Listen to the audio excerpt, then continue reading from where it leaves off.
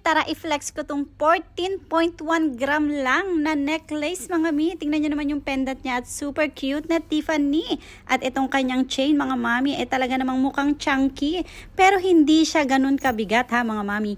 14.1 grams lang siya mga mi. Napaka-cute naman talaga nitong necklace na to mga mami. At itong lock niya mga mami is adjustable to. Kung gusto nyo na medyo maigsing tingnan or gusto nyo na medyo mahabang tingnan, ayan, pwede nyo yang i-adjust diyan. So, ayan lang mga mami. Talaga namang maganda tong investment mga mami. Kaya kung ako sa inyo, mag-start na rin po kayo mag-invest sa gold. Tingnan nyo tong Tiffany na to. Sa mga gusto pong bumili ng gold, PM lang po mga mami.